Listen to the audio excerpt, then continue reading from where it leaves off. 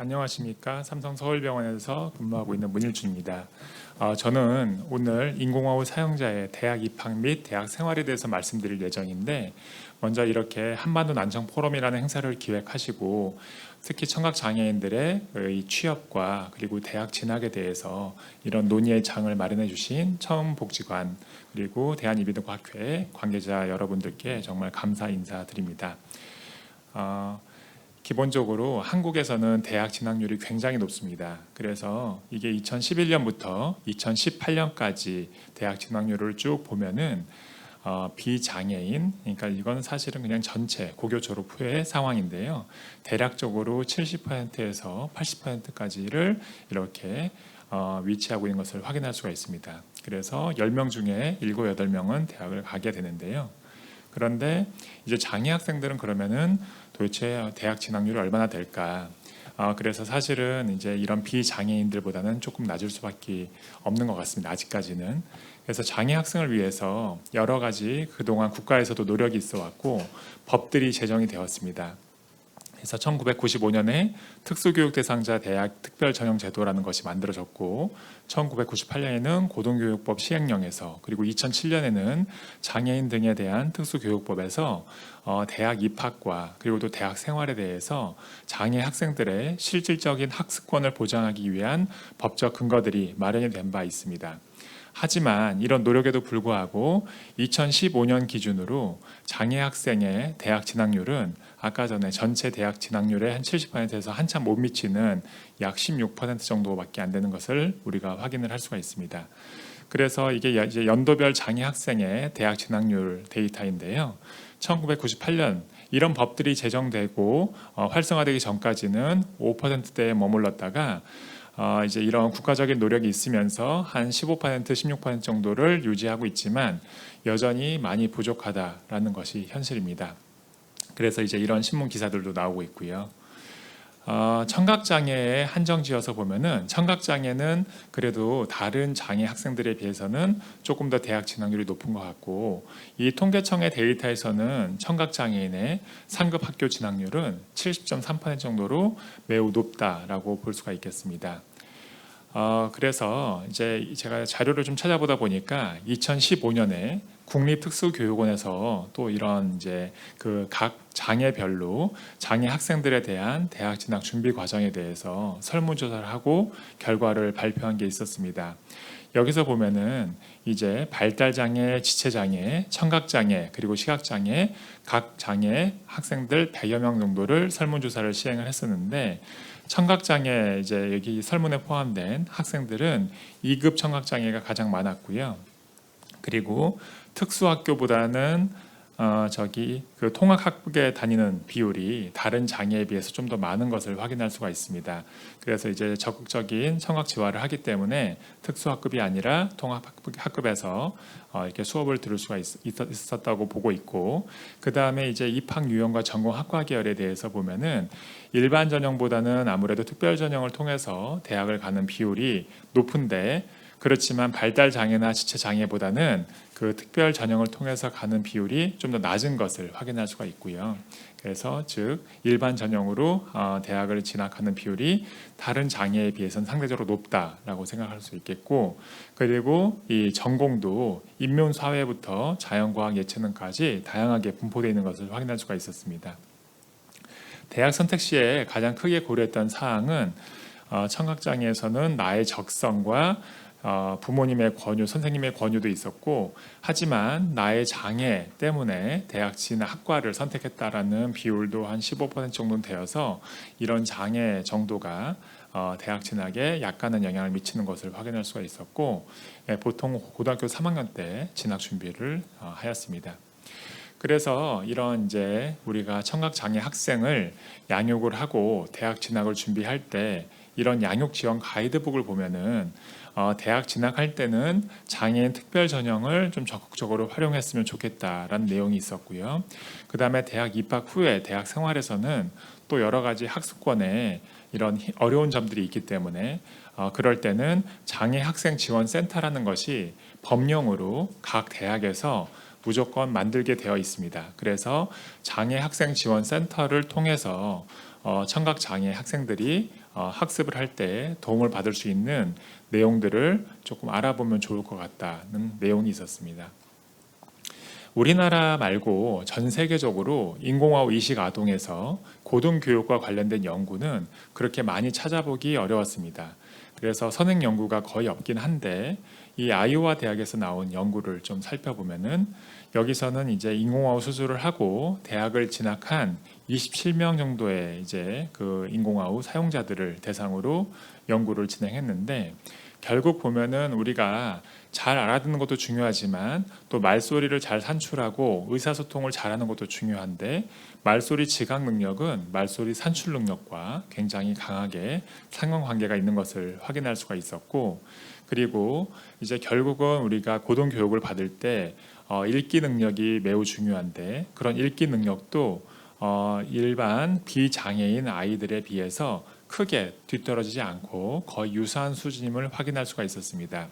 여기서 주목할 점은 이게 이제 인공화후를 항상 착용하는 학생들의 읽기 능력이고 이게 인공화후를 이렇게 가끔씩 착용하는 학생들의 읽기 능력인데 아무래도 항상 착용하고 청각 재활이 잘 되어 있는 학생들이 읽기 능력이 이런 비장애인에 비해서 그렇게 크게 차이가 없는 것을 확인할 수가 있었습니다.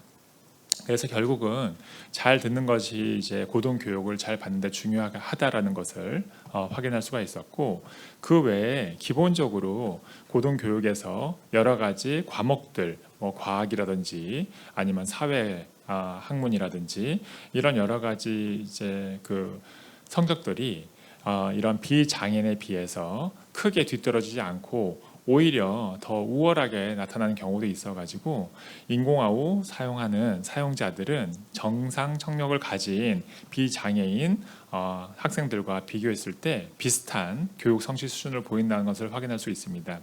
어떻게 보면 당연한 것이 인공화후 사용자라고 해서 이렇게 인지 능력이 더 저하되어 있거나 한 게 아니기 때문에 사실 듣는다는 거에 대해서 불편감만 우리가 인공화후 또는 보청기 등의 적극적인 청각 재활로 해결해주고 나면은 교육에 있어서 특별히 뒤떨어지거나 부족할 이유는 전혀 없는 것이지요.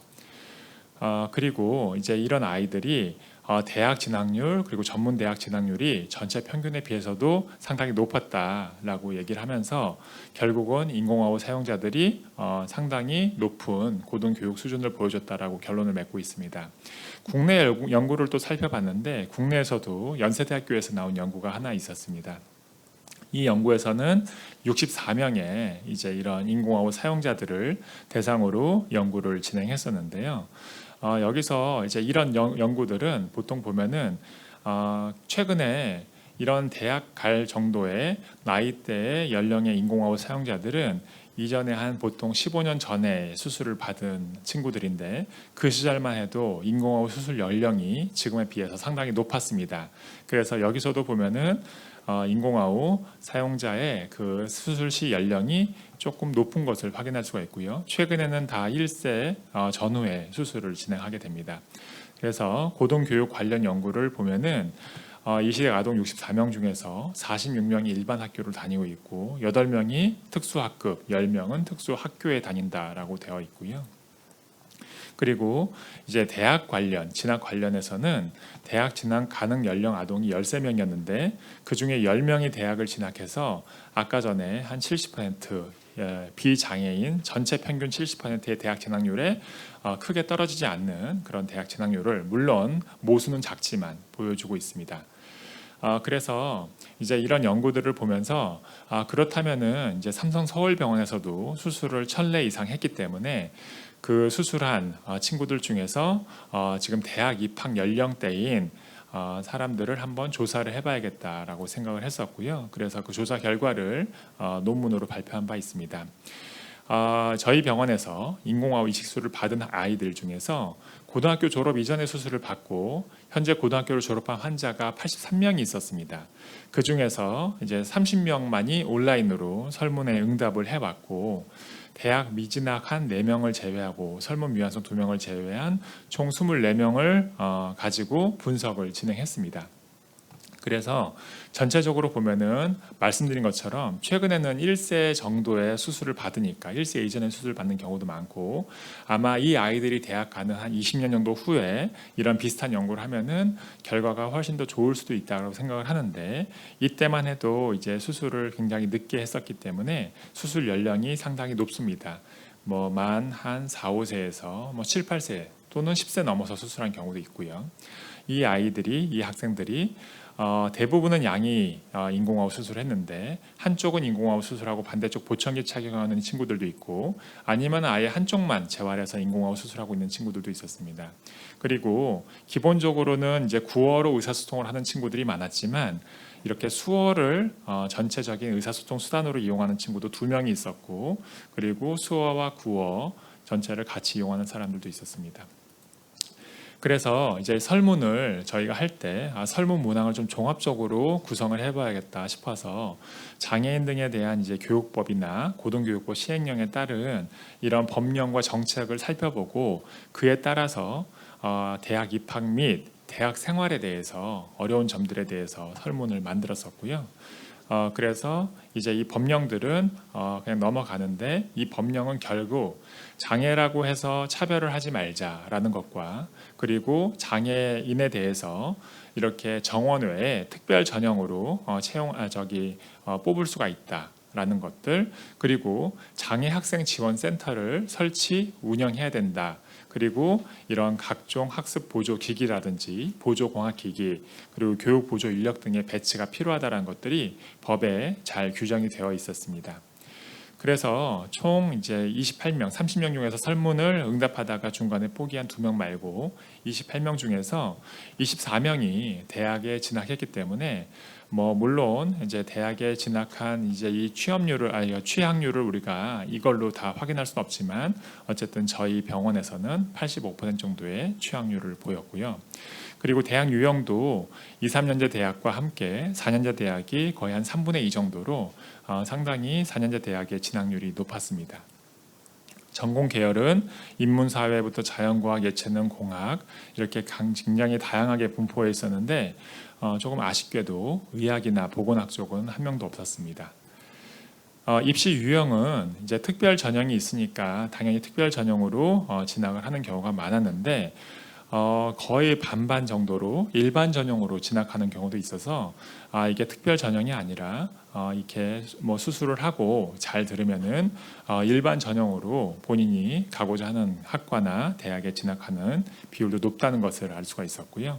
전공 선택 이유도 사실 굉장히 중요한데, 이 친구들이 대학과 전공을 선택할 때 우리 비장애인들 학생들과 마찬가지로 적성에 맞아서 사실은 전공을 선택하는 것이 가장 바람직한데, 그렇게 적성에 맞아서 선택하는 비율이 가장 높았습니다. 여기에 보면은 의사소통이 크게 필요하지 않아서 내가 이 전공을 선택했다라고 하는 친구는 한 명도 없었기 때문에, 이게 청각 장애가 대학 진학에 그렇게 크게 장애물로 작용하지는 않는 것 같다라는 인상을 받았었고요.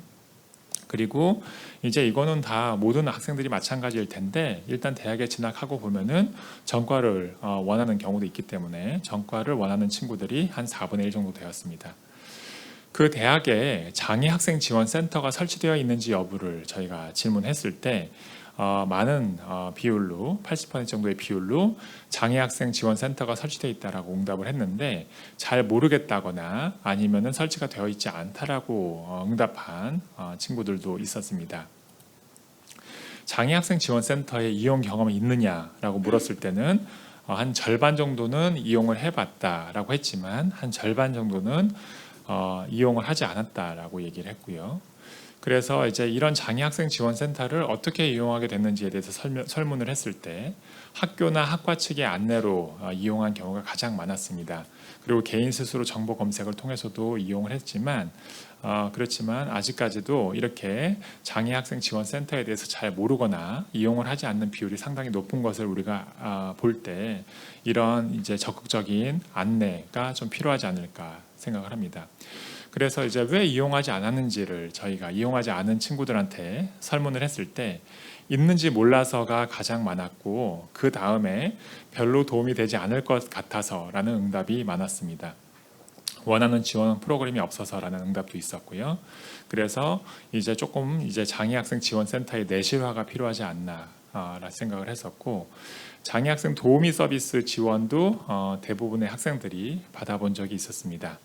그래서 알고 있었고 이용 경험도 한 60% 정도에서 이용해 본 경험이 있었습니다. 그래서 장애학생 도우미 서비스라는 것에 대해서 어떤 것들을 이용했는지를 문의했을 때 저희가 생각했던 수업 통역이나 교육 속기보다는 교과 보조인데, 이게 이제 주로 수업을 대필해주는 그런 도우미라고 합니다. 그래서 수업을 대필해주는 교과 보조 도우미 서비스를 가장 많이 활용하고 있는 것으로 나타났고, 그래서 지금 현재 대학 내 장애학생 도우미 서비스의 이용 종류는 굉장히 다양하게 있는데, 뭐 수어 통역이나 속기 같은 것들도 있지만, 최근에 이제 코로나 상황에서는 원격 수업을 많이 하고 있기 때문에 이런 원격 수업에서는 특별히 이런 문자 통역 서비스나 아니면 서울시에서 청각장애인을 위한 원격 수업 줌에 직접 속기사가 함께 참여해서 속기 통역을 해주는 그런 서비스들이 만들어져서 이런 것들을 좀 활용하면 좋을 것 같다는 생각을 했습니다.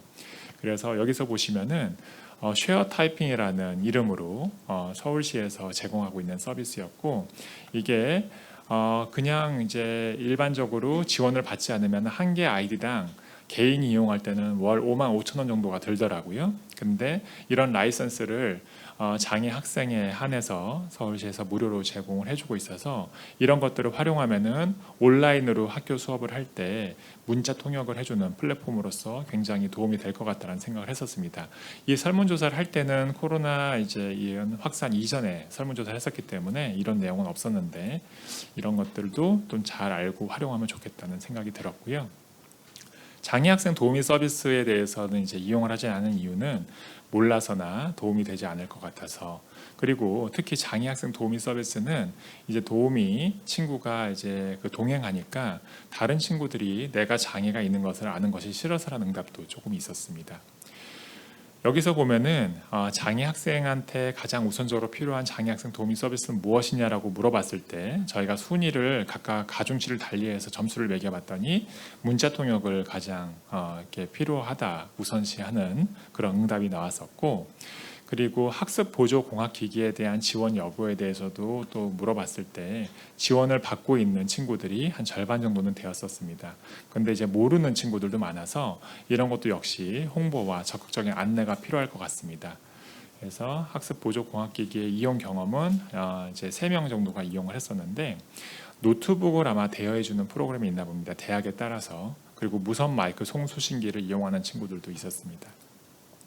그래서 지원 보조 공학기기 종류가 현재는 FM 송수신기라든지 뭐 TV 자막 수신기라든지 뭐 이런 것들이 있는데, 이거와 더불어서 이제 수어나 문자 통역 서비스 원격 지원 같은 것들도 활용이 되고 있는 것 같고, 그런데 이제 이런 것들을 대부분 학생들이 이용하지 않는데, 이게 있는지를 잘 몰라서 이용하지 않는 비율이 높았고, 그리고 이제 장애 학생들에게 가장 우선적으로 필요한 학습 보조 공학기기가 무엇인지를 물어봤을 때 압도적으로 노트북이 가장 필요하다라고 응답하는 비율이 높았습니다. 그 다음이 무선 마이크 송수신기였습니다. 그리고 이제 기타 이런 거 말고 대학 생활할 때 지원하는 것들이 무엇이 있는지, 그리고 이용하는 것이 무엇이 있는지를 물어봤을 때 교내 장애 학생에 대한 장학금 이런 것들을 활용하는 경우가 가장 많았고요. 그래서 이런 장학금이 조금 이제 활성화됐으면 좋겠다는 생각을 했고, 그 외에 이제 기숙사 우선 배정이라든지 교내 취업 지원, 그리고 멘토링이나 심리 상담 같은 것들도 이용하는 학생들이 조금 있었습니다. 그리고 필요한 서비스 순위도 역시 가장 많은 학생들이 교내 장애 학생을 위한 장학금이 조금 더 활성화됐으면 좋겠다라고 응답을 하였습니다. 그리고 학업 수행을 할 때 아무래도 청각장애가 있다 보니까 가장 필요한 상황은 강의 듣기였습니다. 발표나 뭐 개인 과제나 조별 과제나 이런 것들보다도 강의를 듣는 상황에서 확실히 이 친구들이 어려움을 가지고 있다는 것을 알 수가 있었고, 그래서 이런 것들을 뭐 굉장히 다양한 수어 통역이나 아니면 속기 통역 같은 것들을 활용해서 조금 보조해 주면 좋겠다라는 그런 생각이 있었습니다.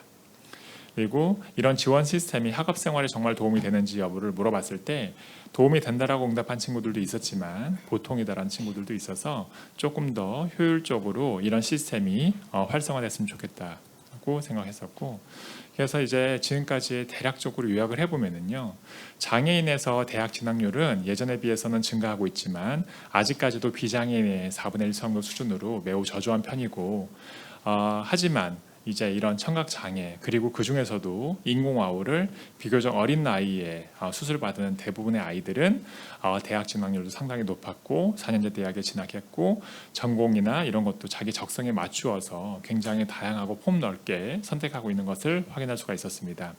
그리고 실제 대학 생활에 있어서는 아무래도 수업을 듣는데 어려움이 좀 있었고, 그래서 대학별로 장애인 지원 시설이나 제도가 설치는 되어 있다 하더라도 실제로 잘 모르는 경우도 있고 홍보가 되어 있지 않거나 아니면 정말로 장애 학생들이 대학 생활하는데 필요치 않은 아니면 꼭 필요하지 않은 그런 내용으로 되어 있는 경우가 있었기 때문에 이런 것들에 대해서 조금 더 효율적으로 보완을 하고 이용률을 높이기 위한 대책이 필요하지 않을까라고 생각을 합니다.